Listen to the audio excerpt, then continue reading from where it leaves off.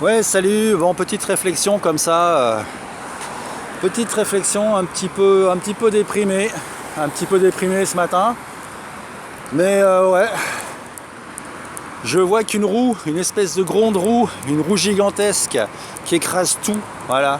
Qui écrase les gens, qui écrase les hommes, les humains. Une espèce de roue comme ça, avec son mouvement incessant de rotation constante, une espèce de truc dégueulasse. Tu vois de quoi je parle? Cette espèce de monde immonde qui broie les âmes.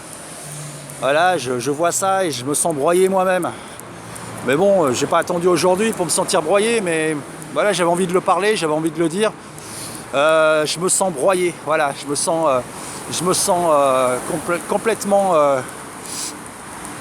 complètement ne pas avoir le choix, quoi. Tu vois, c'est marche ou crève, c'est va bosser, c'est fait comme tout le monde, il n'y a pas de place pour toi si t'as un atome qui est constitué différemment, c'est pas pour toi ce monde. Voilà, je ressens la chose comme ça, vraiment. C'est pas confortable, hein, bien sûr, c'est pas du tout confortable. Mais je me disais, ben, en fait, c'est un peu la représentation de la roue bouddhiste, du samsara, qui tourne sans arrêt, comme ça, là, avec des gens qui pensent qu'ils sont heureux, tu vois. Comme moi, à un moment donné, je pensais que j'étais heureux parce que j'avais ma dose de sérotonine que je trouvais dans les exercices physiques.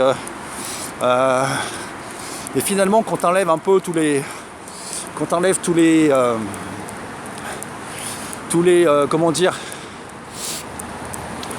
produits chimiques qui te font voir la vie d'une certaine façon, mais en fait tu t'aperçois d'une chose, tu t'aperçois de l'extrême inhumanité de nos sociétés modernes.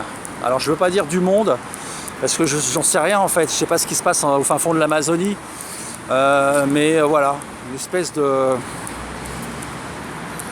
Ben, on est des atomes, des électrons dans une espèce de pile électrique, hein. On est nous-mêmes des piles électriques, hein. Je ressens bien le truc un peu comme ça, tu vois, des constituants d'un espèce de tableau en constante évolution, en mouvement constant mais qui se mord la queue et qui tourne en rond. Et nous, petites marionnettes complètement hypnotisées. Voilà, petite marionnette hypnotisée par cette espèce d'enfer. Voilà, cette espèce d'enfer, espèce de truc dégueulasse. Voilà, cette chose qu'on a, à laquelle on a consenti depuis qu'on est enfant. On l'a consenti par amour pour nos parents. Voilà, et ça fait de nous des esclaves. Bon, c'est pas un vilain mot, hein. Mais quand je dis ça, le terme il recouvre le côté physique, le côté vital, le côté spirituel, le côté, en fait tous les côtés, tout ce qui fait de nous quelqu'un, une individualité. C'est quelque chose, une espèce de prison multidimensionnelle. Voilà, une espèce de prison comme ça. Et je sais pas depuis quand je reviens ici dans cette putain de prison là. Je sais pas combien ça fait combien de vies que je foule à nouveau ce truc là, cette simulation. Je sais pas ce que c'est en fait. Je sais pas comment on peut l'appeler, mais je sais pas combien de temps. Voilà, ça fait combien de temps, ça doit faire un certain temps. J'ai déjà eu quelques aperçus, mais c'est gerbant en fait. C'est vraiment gerbant. Surtout quand je m'aperçois en fait que les gens qui me maintiennent dans les clous, c'est les gens auxquels tu tiens le plus finalement. Et c'est ces gens-là c'est ces gens-là, les gardiens quelque part de ton enfermement. C'est eux qui te délimitent les contours de ta captivité et les zones